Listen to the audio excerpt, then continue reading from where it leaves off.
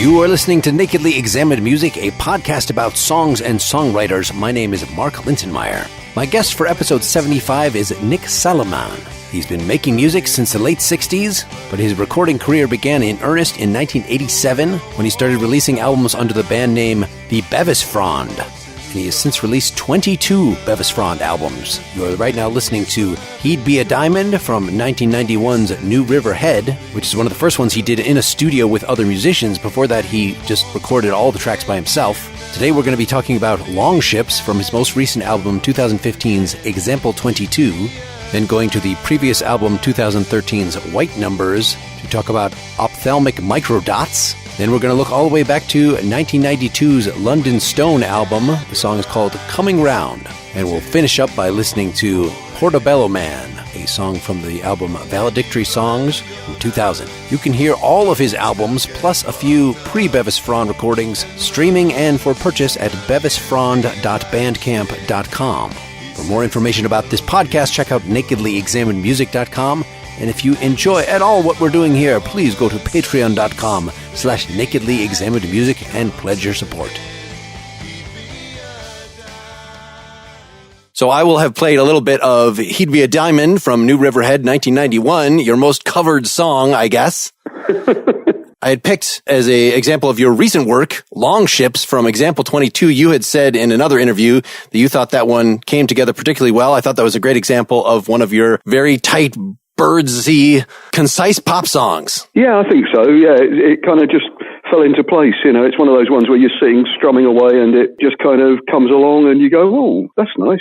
I spend a lot of time playing the guitar and singing gibberish, and then something hopefully comes out of that. And when something does, mostly it gets thrown in the dustbin because it's not very good. But occasionally you get something that after you've heard it a few times, you still like it, and then it's a contender, you know?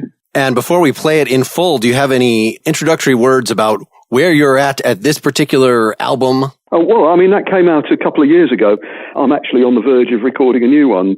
So I haven't really been thinking about Example 22 for a year or so because I've been busily accumulating new material and getting studios booked and doing demos and stuff like that. Is it a pretty continuous process? I know you had a 7-year gap there, but... Yeah. It is. I don't know what it was. You know, I've been doing an album a year for, I don't know, nearly 20 years, and we've been doing a lot of gigging and touring, and I just got to the point where I was feeling a bit jaded. You know, I wasn't really having much fun, and I was thinking I need a break from this because I've been doing it too long. I never intended it to be a final break, you know, but I just thought I need a year or two, just take it easy, you know, recharge the batteries and start writing better material because I felt that the material was suffering, and I thought if I didn't enjoy it, then it wasn't going to come through very well. And I thought, well, I'll just take a bit of time out until I feel more inclined. And then a load of things happened at the same time. That my wife retired from work and my mum was dying of terminal cancer, and I had to be the executor and sell her house. And then we decided to move from London, where I've lived nearly all my life. And once we were settled down in Hastings and most things have been put to bed, I kind of felt a bit more like, yeah, I think I feel like doing some music again. And so it's back on track. So by Example 22 now, then you're 3 albums back in. And I should say that 3 albums for you is probably at least 5 albums for other people in terms of the number of songs and the amount of effort. Well, yeah. There's always a lot of material on my albums because I write so much stuff. And I always kind of worry about quality control, you know, and I always kind of think, well, do I put too much on? Because some of it, inevitably, people are going to go, well, that one's not as good as that one. And in the end, I think, well, who cares? You know, I'm doing it for myself, really. Obviously, if people buy my records, I want them to enjoy it and think that they get a good deal and all the rest of it, you know. So I do consider the listening people, you know, but really, you know, I want to do something that I'm happy with. But I do understand that sometimes it's a bit much. But what else am I going to do? You know, if I'm writing all these songs and I think they're quite good, you know, then they might as well come out. Yes, I'm very much in the included all category. Well, I don't, you know, I mean, what I actually put out is probably a minimal amount of what I actually write. I mean, for the new album, I'm going to take 20 songs into the studio and see how it works out. But that's 20 out of probably 250 that I've written in the last couple of years. And most of it just goes in the bin, or I kind of record an acoustic demo and listen to it back a few times and go, nah, that's not good enough. So, I have got a bit of quality control. It's just that there's quite a lot of it. All right, well, let's hear Longships that rose to the top of that pile.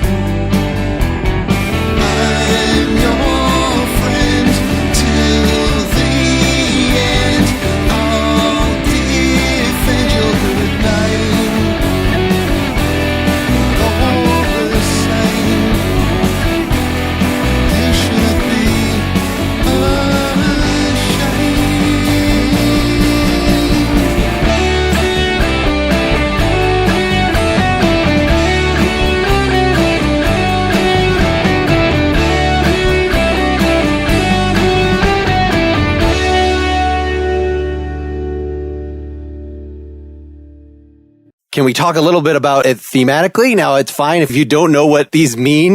No, I know what that one means. Okay. So I was kind of musing on xenophobia, really, about taking it back, right, with people coming over and seen as invaders or whatever, and whether it's some good, some bad, some indifferent, and it was going back in the British history, you got the Viking invaders, and so, that's really what it was about. It's a bit of an oblique angle on it, but that was just a kind of like, well, it's neither, to my mind, I've got, I can't really complain about people coming into a country because my antecedent, my dad was a refugee from Europe when in the war, came over to England in 1939, so I've got to be in favour of it, really. That interpretation makes a lot more sense to me than what I was just reading this as personal in terms of self-defense or something. And you've got things like the save your mortal soul if you can, be a man. Yes. Yeah, it was just kind of what you hear people saying and the way you kind of look at certain situations. I mean, a lot of the stuff that, without getting too up myself, but I mean, we are talking about my writing, so I might as well get a bit up myself.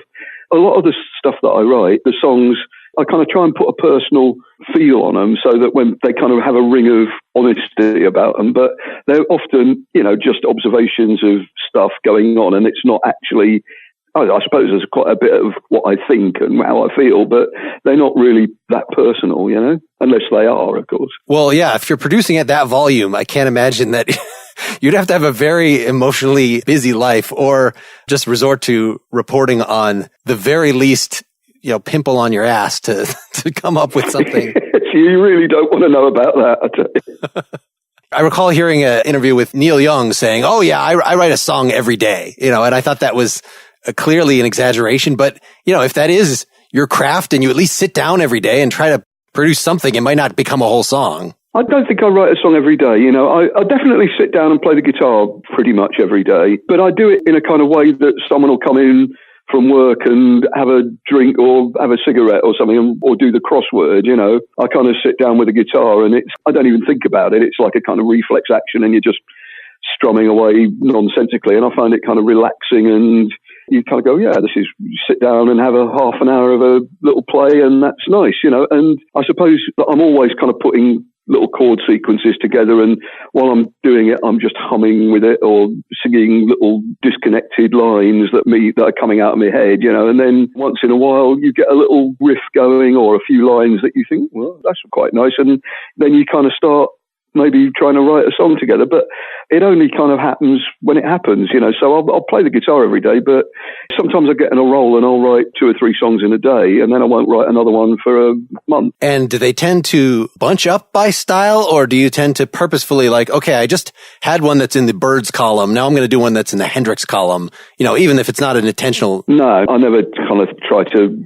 the only way that I might do something like that is if I've been driving around listening to something in the car and you kind of listen to a certain album and go, wow, that is so good. And you get home and I kind of subliminally write my version of it without really meaning to. But generally speaking, I'm just kind of twiddling around on the guitar, and what comes out, comes out. And if it doesn't happen, then I don't worry about it. And if it does happen, it's what comes out, and it might be acoustic, quiet, it might be rocking. I don't know. It just depends, doesn't it, how you're feeling at the time or what sounds good, So for something like this, with the main head that...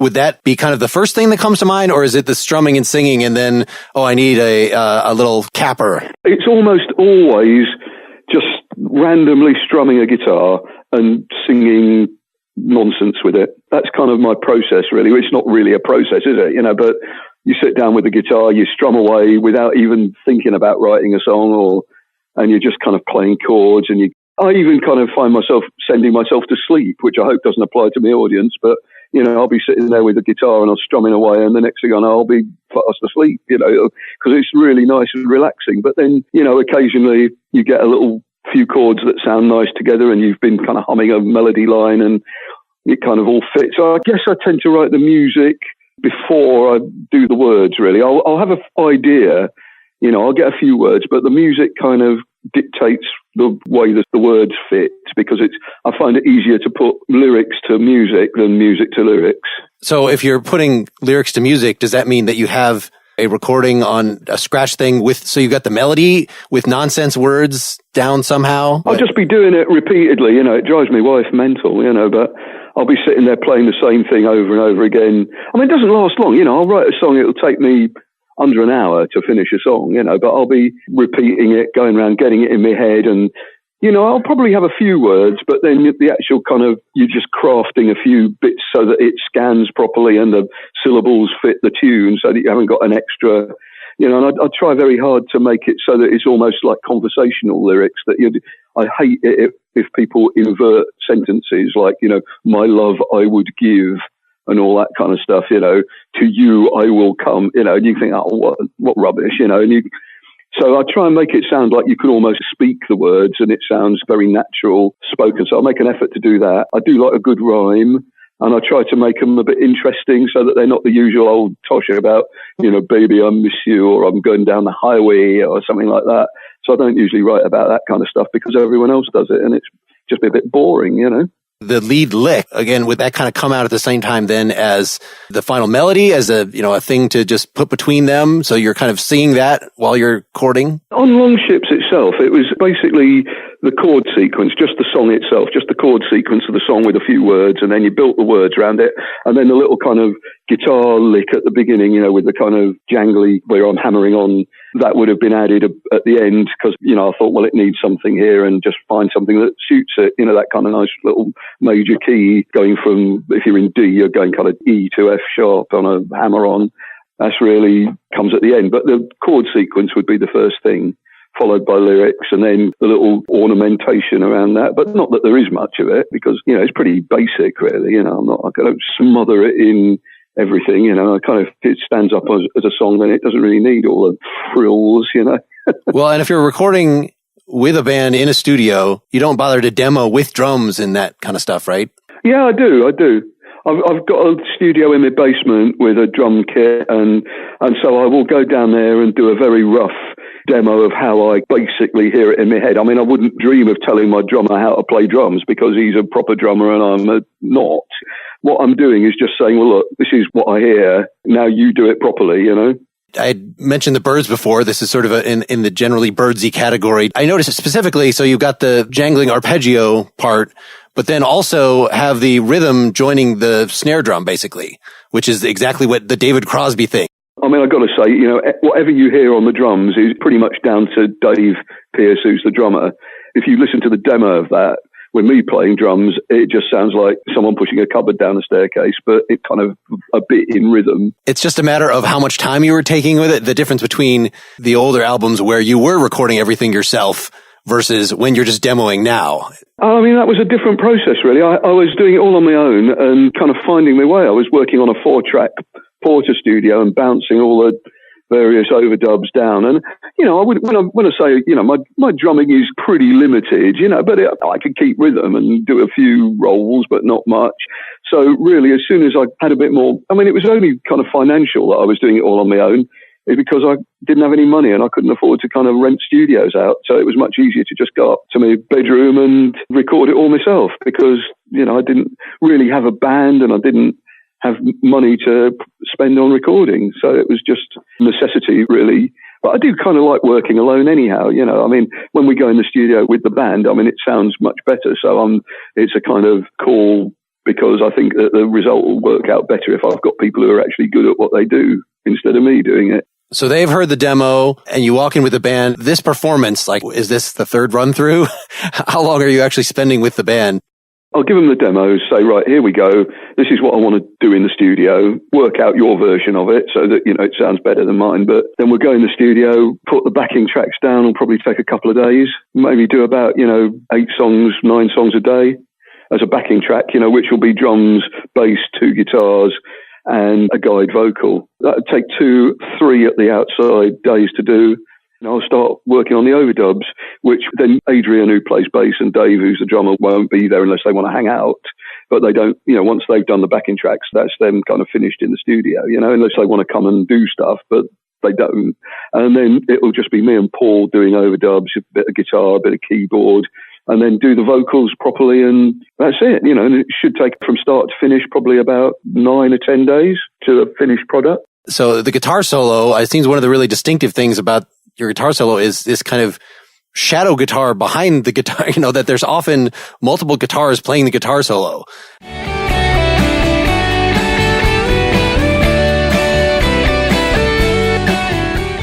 Used to do that quite a lot. I've always been a fan of certain guitarists. I loved Hendrix and Randy California and people like that.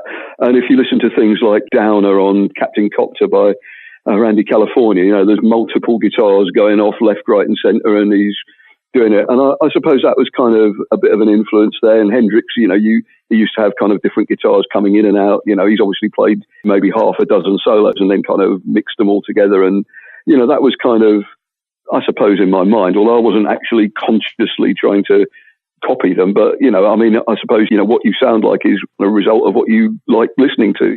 Let's get the second song out. Ophthalmic Microdots from White Numbers 2013, the one right before this. So you're saying you don't know what this one's about? Well, I probably do, but I've forgotten. That's the trouble. When you write loads of songs, my abiding memory of that is that I've spelled ophthalmic wrong. So that's quite annoying. I left an H out because it's actually OPH thalmic. It's ophthalmic. And I put ophthalmic, so that's a bit annoying. How many people will notice that? I think people will tolerate it. Everybody that tries to look it up and see exactly what you're talking about. It is definitely OPH, and I just wrote OP. It's an intentional artistic choice. I'll stand by that.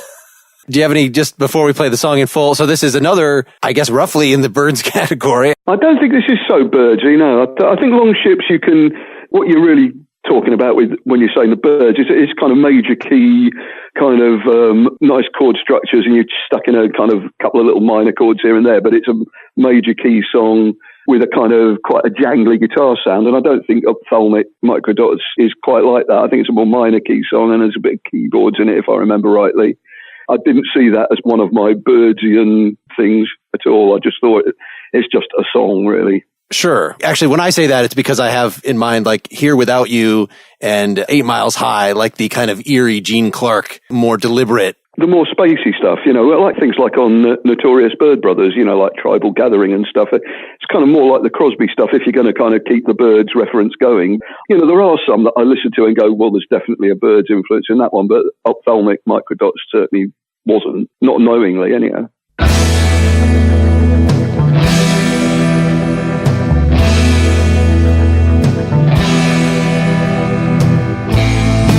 Eyes are microdots.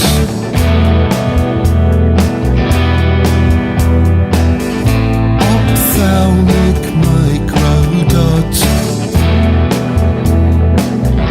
They light your path obscurely. They draw their strength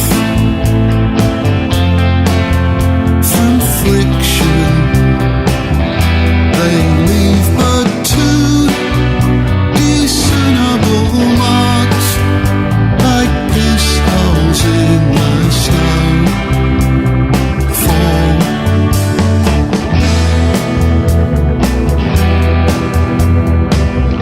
Your eyes are microdots.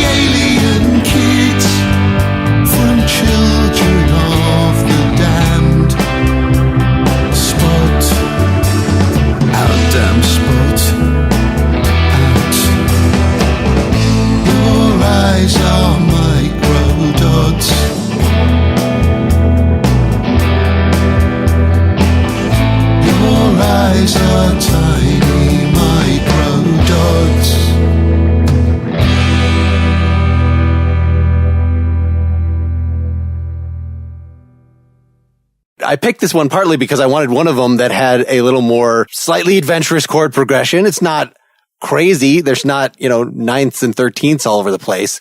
Well, there could be, I can do them, It seems like a fairly small percentage of them, that is the thing, that now we're doing some unexpected thing with the chords. This one is very deliberate and structured. I mean, the fact that there's no guitar solo even. Oh, there you go. That is weird, isn't it?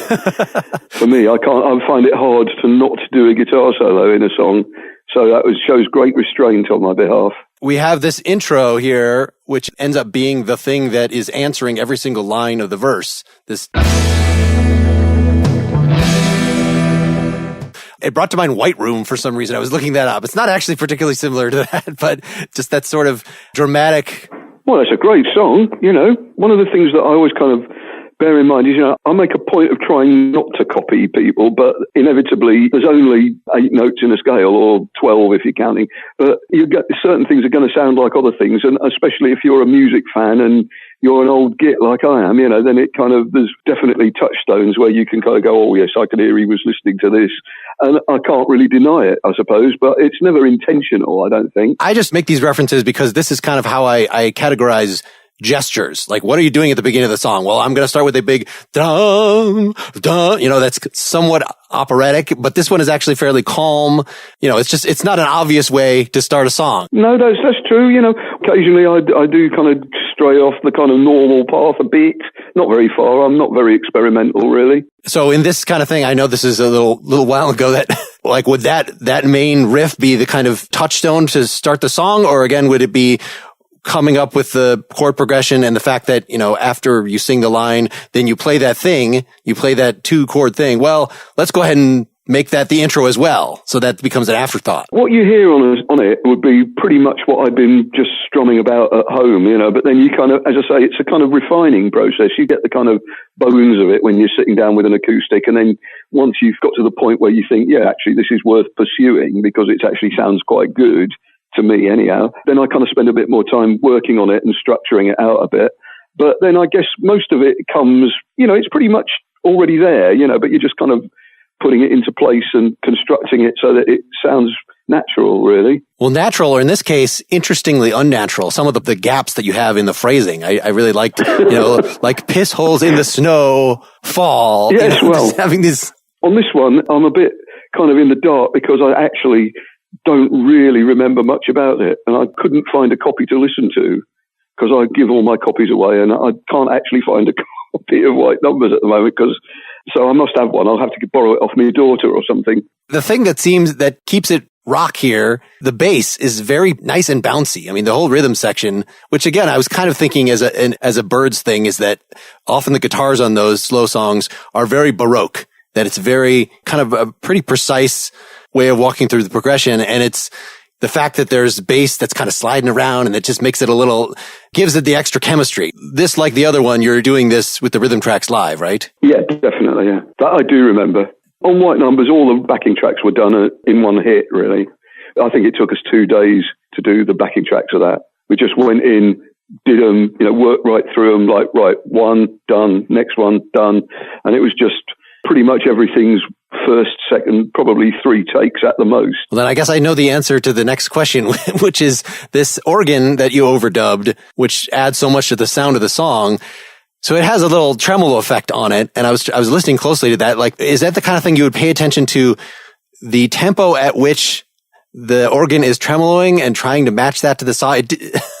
I would try to, I did a song on an album some time ago called Through the Hedge on Hit Squad, and that had a tremolo effect on the guitar. And the tremolo machine that I was using, you couldn't quite sync it up to the rhythm. It kept kind of either going a bit too fast or a bit too slow. And it was quite a long song. This was about 8-9 minutes long. So after about 2 or 3 minutes, you'd find that the tremolo wasn't quite in tune with the rhythm track. So I had my mate Mark Burgess in that track. He came into the studio and he lay on the floor with the speed knob, turning it slightly faster, slightly slower, just to keep it in time with the drums, So I did actually try to make it so that it was in time. Okay. So yes, the same would apply with this, yeah.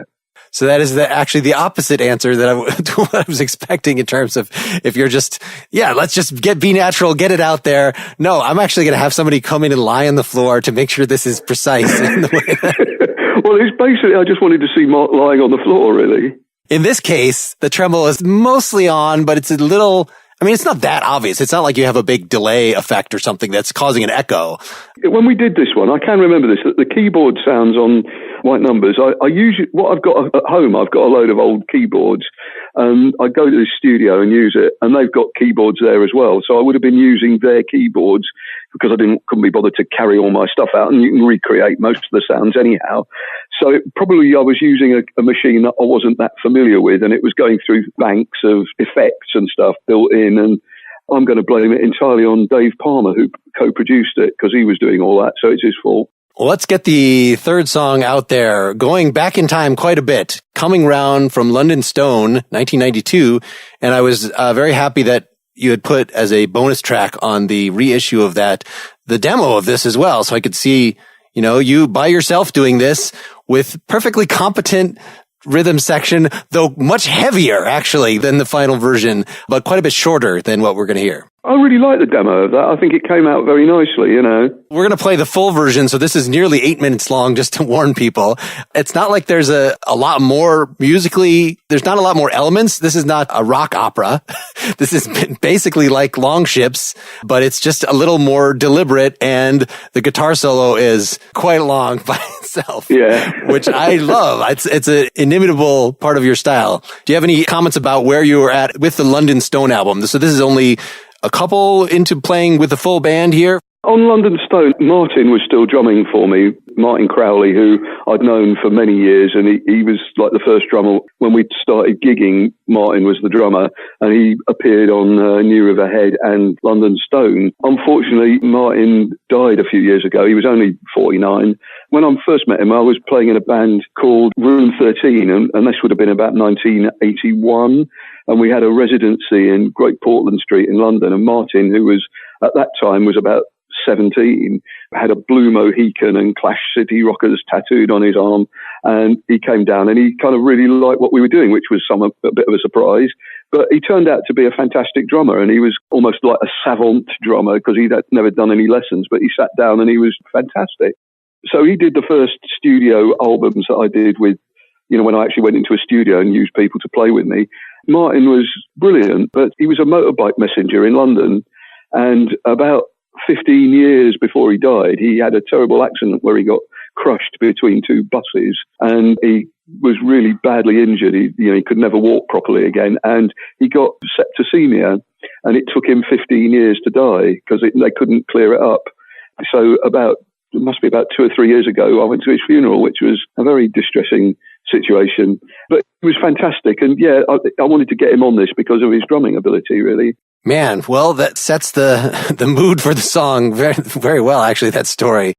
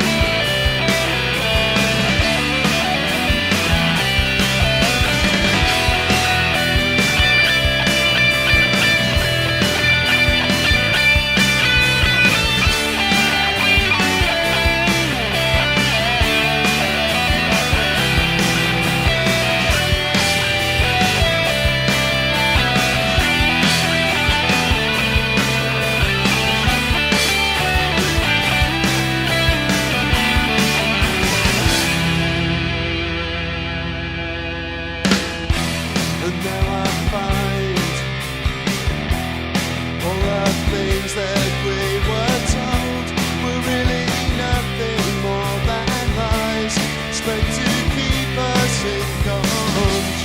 I always thought that I was quick to comprehend. I can't believe it took so long.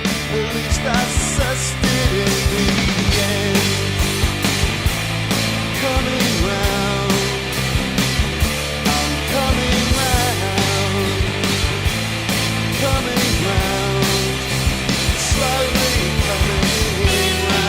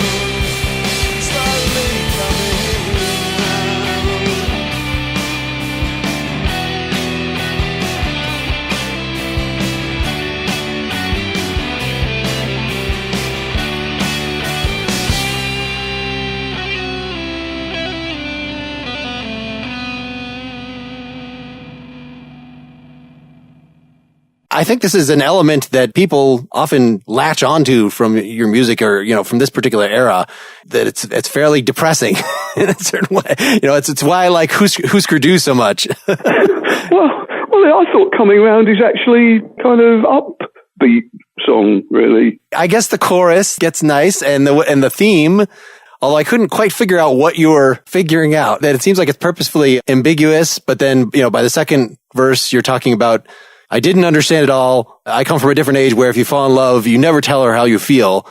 So there's a clue. But then by the last verse, it's the government has been fooling us. Like, it does not seem thematically related. That's an ongoing situation, is it not? If you think the government's actually working for you and doing the right thing, then you're entitled to your opinion. But I always think they're out to sort their own agendas. But that's neither here nor there, really. But yeah, I thought it was just being about this kind of, the fact that I didn't get my first album out until I was 33.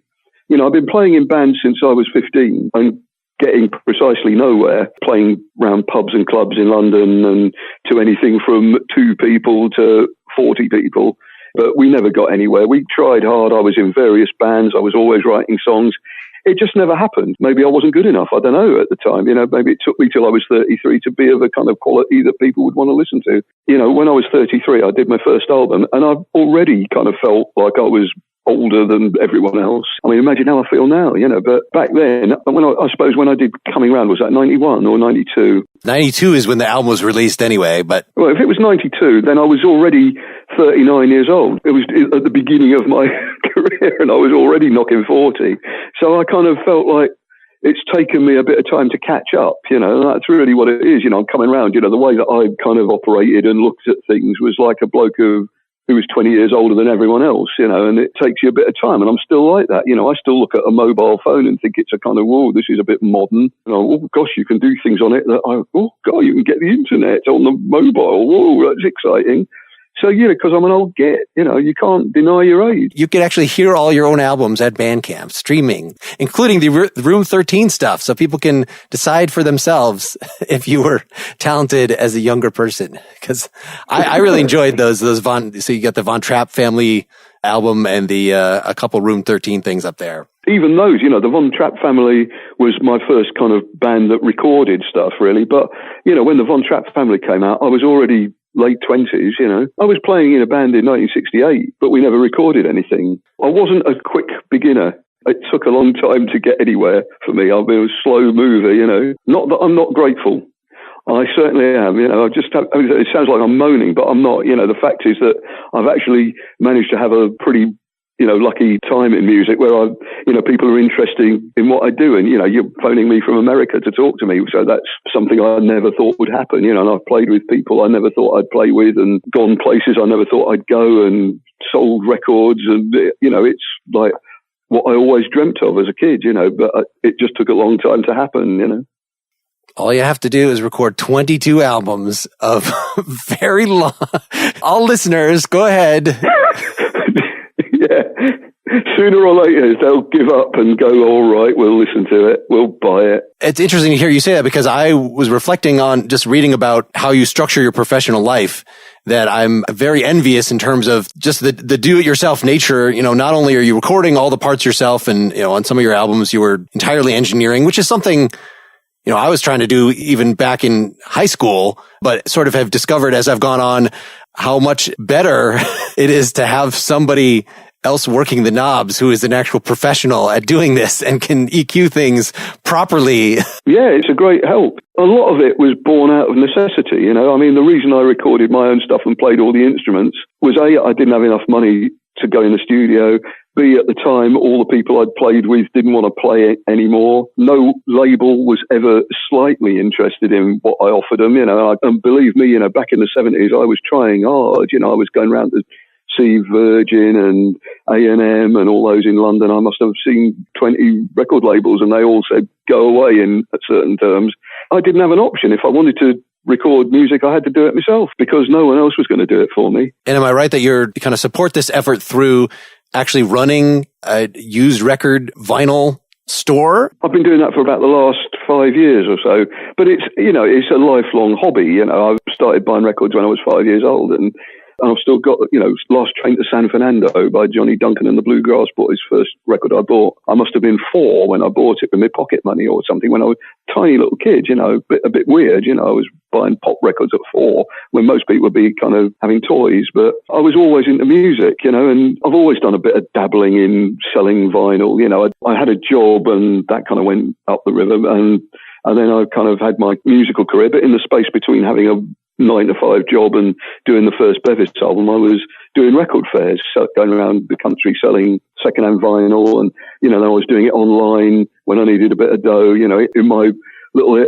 time of the 7 years when I wasn't making records, I was doing a bit of online record dealing because I've always done it, and I still do, and I love it. It's fun, music, football, girls.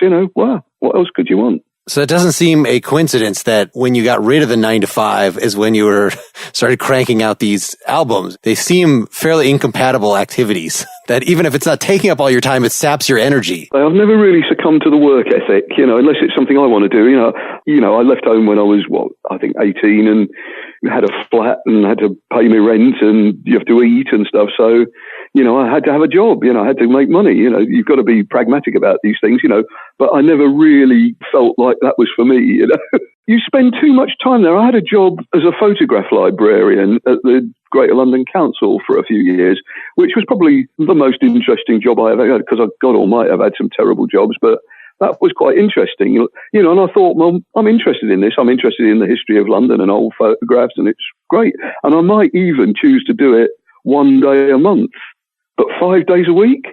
Jesus Christ, I wouldn't want to play the guitar. Well, I do play 5 days. I wouldn't want to record 5 days a week or play football 5 days a week, So let alone go in and do some god-awful job for 5 days a week. It sounds like, greatest nightmare of all time, So, yeah, as soon as I could figure out a way of not having a 9-to-5, my life changed for the better immeasurably. Well, let's switch back to just some of the specifics about Coming Around. So I see on the demo here, there's actually some interesting elements, the main guitar part that's going on behind the verses that didn't even make it to the final thing. There's kind of this slightly yearning thing that, is reaching up. You're playing on the higher strings, which I'm not hearing. It's more straight ahead strumming on the eventual version. I guess at this point, when you're doing a demo, that's pretty much exactly what you were doing to actually create the finished product for your first few albums. Yeah, I guess it is, yeah. If you didn't like the new studio method, here's the old version, the way it would have been. I've heard it's easy. I've heard it's all the latest rage, but I don't understand it all. I come from a different age where if you fall in love, you never tell her how you feel until she tired of holding on, and now it's losing its they're similar, but they're not the same. There's obvious differences, limitation on how many tracks you can use. Me on drums, so that's not as good. But then maybe sometimes, the spontaneity of a kind of when you're doing your first take of a guitar break comes out better than the final version because you were it was still exciting, but by the time you played it 12 times, it's not that exciting anymore, But, I don't know, really. I think we're looking into it a bit too deeply because all it is a song with me playing a guitar solo on it. And I guess it's up to the listener to go, well, I prefer the demo, or actually I like the finished version better. I don't really mind. They're both there. Yeah, the original version, the playing sounds a little more, I don't know, Neil Young-y or something.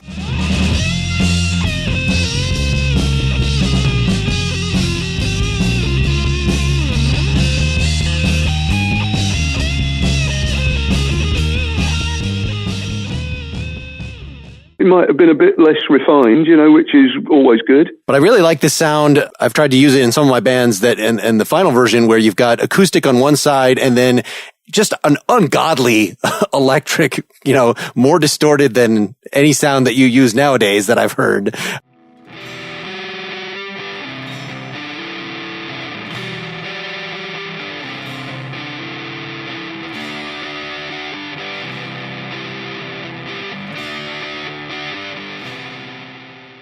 Probably down to the fact that I had this really nice old overdrive pedal and it kind of went wrong and I've never got another one like it, and it was really good. And don't ask me what it was because I'm totally non-clued in with things like foot pedals and equipment. I don't know anything about them. They either sound good or they don't. And this one sounded really good and it broke, and so I never got another one. That's my excuse anyhow. When you introduce the riff at the very beginning of the song, I can't even hear right away what notes you're trying to play because it's such a thick distortion. It just sounds like reflective harmonics or something. It's a pretty cool effect. Well, it's a ninth, isn't it? It's an E minor and you're playing a ninth with the, on the solo with the F sharp. And it was a kind of C ninth as the second thing, So it was a kind of chord that, with a kind of D chucked in and a C. You can manage it, I'm sure. Quite a few times in the song comes to a complete stop. It's fairly unusual that when you're resolving the thing, and now we'll go ahead. And I don't know if the tempo is actually changing. It seems like there definitely was not a metronome going on here. I was kind of tapping it out. It kind of speeds up a little bit for the... No, definitely not. Definitely not. I rarely use a click track. When I was working at home, I used to often do the drums first because then I'd have a click track, which would be the drums, so I'd be singing the song in my head and playing the drums and kind of having little clues that I could edit out, like going 1, 2, 3, 4, drums come in, you'd have the kind of drums laid down before anything else, and then it kind of stayed in rhythm, because if you've done a guitar track and it's not quite in rhythm, then playing drums to it is really difficult. Or obnoxiously, as I've done several times in my younger days, handing it to a drummer and saying, lay something down on this thing that I put last night. Good luck. Yeah, well, the same thing applies, And Martin, God rest his little punky socks, he didn't kind of hold a true rhythm all the time. I mean, he was a fantastic drummer, but, he wasn't right on the nail. He'd speed up and slow down a bit. So these things would have been recorded definitely without click tracks. And if there's a bit of variation in the tempo, then that's just the way it was. Certainly not meant to be that way, but it didn't matter that it was that way. All right, let's talk about the solo. So in the original version, it still was pretty long. It went through the 8-bar pattern 5 times, I counted. But when we get to the final version, it's 13 times through that 8-bar pattern, which is... I don't know. It's just, I guess it just felt good, You're recording the rhythm section first, right? So you don't even know, you're not even playing the solo and kind of feeling swept up in it. You're just playing with the band. If I remember rightly, I mean, we're going back, quite a long time now. I recorded that one, just me and Martin. I don't think there was a bass player on it. I think I was playing bass on it. If I remember rightly, I think we would have recorded a basic backing track with rhythm guitar and drums and then added bass, leaving a space to put a solo in, which would have been however long it was, and then play a solo. And then if the solo was good throughout, then it would have remained that length. But I think if I'd gone off or it sounded a bit crap, then we could have cut it down a bit, edited a little section out. So I kind of left myself a big space to play in, and then what you heard on the record was what I liked. And if you're editing, that's actually getting a razor on the tape, right? Would it have been tapes? Yeah, it would have been. It would have been on a 2-inch master. Yeah, we probably would have had to have done it with a razor, on an editing block, or taken a little section out or something like that. Oh, it's a long time ago. But as it happened, I don't think we did do that because I played all the way through on the space that I'd left, and I was happy with it. So I think we just left it. Yeah, I actually started on one of those Tascam Porta studios myself, recorded a few albums in that format. You can do a lot with bouncing around, but in terms of actually just shortening it, actually just editing it to make it shorter, that's something that I've only started doing recently. When I did my masters, I used to kind of have the 1/4-inch, masters off the Tascam, and I used to have an editing block and a razor blade, and I'd be cutting tapes in half. I mean, it makes me shudder to think what I was doing with the kind of only version I had. And you get a razor blade and cut it in half, and you go, oh, God. But, now, of course, with our modern techniques and all that, you don't need to do all that. It's almost as painful as when you're working with the 4-track and you record nice drums, and maybe they're even taking up 3 tracks, and then you bounce them to 1 track, maybe. At least I was doing that. So I wasn't even in stereo necessarily.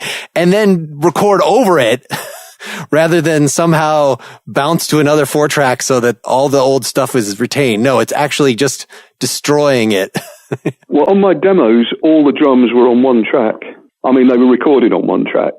I had a hook in the ceiling, and I hung the microphone above the kit and kind of tried around where it sounded best. And I'd hang it kind of down so it was somewhere between the snare and the first rack tom. It'd be hanging down, which was a bit awkward because if I tried to do a roll, I'd hit the wire of the microphone hanging down. So then sometimes I'd put it on a kind of mic stand with a mic pointing towards the bass pedal, and it would kind of come in between the snare and the rack tom. And that way you kind of got a reasonable sound for, so all the stuff on the early albums is just 1 microphone in a drum kit. Well, and it's funny that you're still even categorized now, if you look up the band, as the genre is lo-fi, like guided by voices. Yeah, I suppose I am the lo-fi father or whatever they call it. One of the pioneers of bad recording. That was not a stylistic choice. It's not like you're still doing that now. It was just ineptitude, really. Not owning more mics. I understand that. Yeah, I only had 2 mics, and one of them was a vocal mic. What are you supposed to do with it? Besides, I didn't know what I was doing, I'd never done any recording before. I had no idea. It was just kind of like finding my way, and thought, well, that sounds okay, stick it in there. I never DI'd anything. I just kind of put a microphone in front of a cabinet and played. I didn't know what I was doing. And over the years, I've kind of still haven't got much idea what I'm doing, really. So when you're doing like the Von Trapp family recordings, my mate Barry was working in a studio.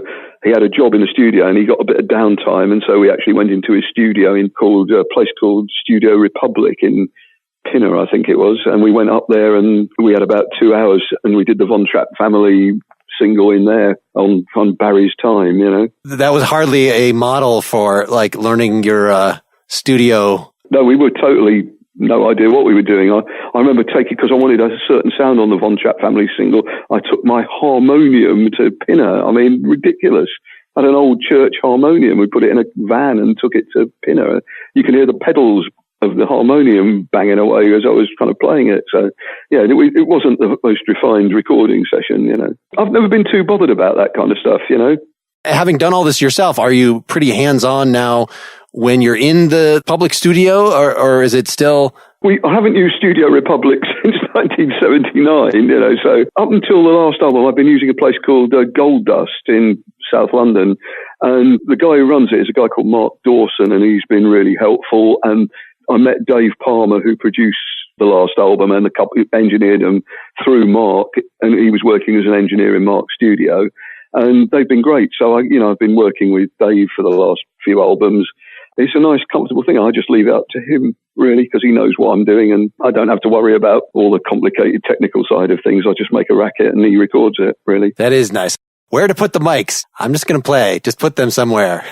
Yeah, he can do that. He puts the mic in the right place. I don't have to worry about it now, Well, let's cue up our last song here. Portobello Man from Valedictory Songs 2000. Do you want to give us a little introduction what this song is about? This is one of the standout tunes. I was very pleased with this one, but it came out just right. The idea was, I always think that the hippie gets a bad deal, because when punk came out, they had this big thing about, never trust a hippie, or hippie is always an old hippie and all that stuff.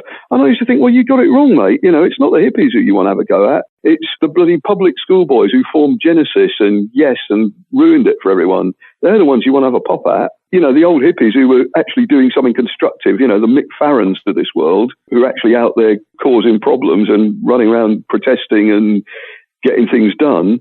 You know, not these self-satisfied rich kids who had 45 synthesizers and a gong. They're the, you know, nitwits who sit around swimming pools coked up. That's the mob that they should be having a go at. And I was thinking that, you know, when you kind of look back in history, you know, and you kind of dig up the bones of the dinosaurs, you know, and you dig up Portobello Man, you know, I was kind of like playing on like Neanderthal Man or whatever.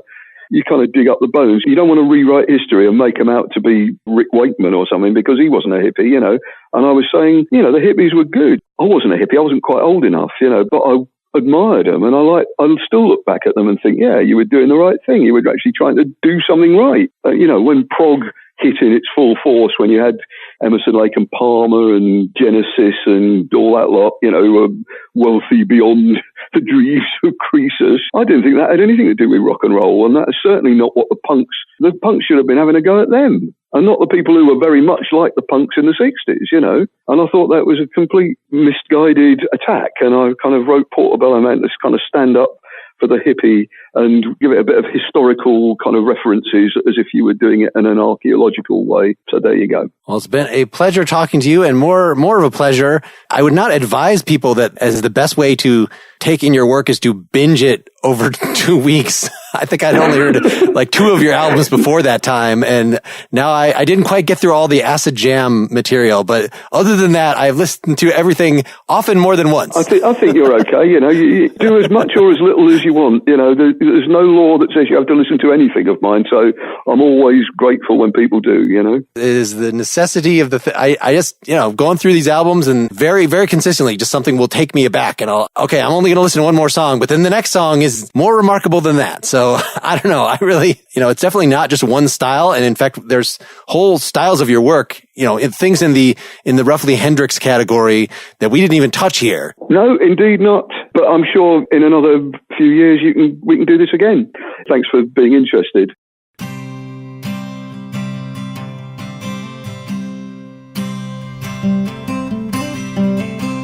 Future histories will tell us quite enough of maps and wars and all that scientific stuff. But what of this bearded angel? Few can understand. And for now, let's call him Portobello Man. Distinctly different from the Carnaby remains. No capes, no mandarins, no silver bells on chains. They lifted a stencil banner off its metal stand, and they found the bones of Portobello Man. They scoured the markets and the vintage clothing shops. They studied old photographs of where he might have stopped. They dug out their granddad's albums buried in the sand, and they reconstructed Portobello Man. And popular theorists denounce him as a hoax. His right arm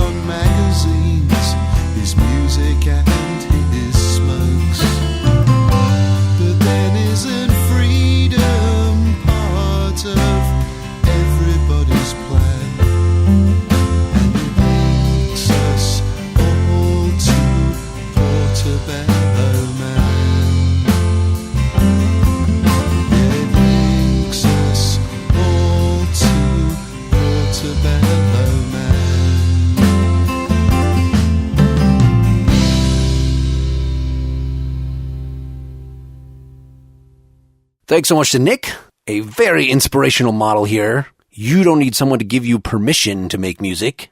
Just freaking do it. Don't sweat it. Just make it part of your life. Make it so it's as natural as breathing. And if you're smart, you can write lyrics, you can write melodies, your material is good. Over time, you can gain a fan base. So you can outsource more of the engineering, attract talented people to play live with you. But, of course, I don't want to make it sound like just anybody can do what Nick does. Nick is obviously an incredible individual. And this may be the find that I am most excited about through this podcast. Many of these folks, of course, like XTC, I've been listening to for years and years. It's only through my previous guest, Anton Barbeau, that I knew anything about the Bevis Frond at all. And I cannot recommend them too highly. There is a lot of material. Some of it is 20-minute jams that may or may not be the kind of thing you want to have going on in the background. But man, he can write a pop song and has a very distinctive guitar style that I appreciate very much. Again, check him out at bevisfrond.bandcamp.com. My next episode I'm very excited about. I will be releasing my interview with Roxy Music guitarist Phil Manzanera. He's put out a lot of diverse solo material since his Roxy Music days, and one of his songs was sampled by Kanye and Jay-Z, which one of the songs that I'm talking about with him is his cover of that song that had his own sample in it. So check that and many other things out at nakedlyexaminedmusic.com. I would like to continue to push for people that enjoy this to contribute a few pennies to allow it to continue to happen. Please go to patreon.com/nakedlyexaminedmusic. Even if you are already a partially examined life citizen, you already have been doing things to support this podcast indirectly. You making a pledge for this podcast will make it much more likely that this will continue to happen through another 75 episodes. All right, I hope you are as inspired as I am by Nick. Until next time, keep on musicking. This is Mark Linsenmeyer signing off.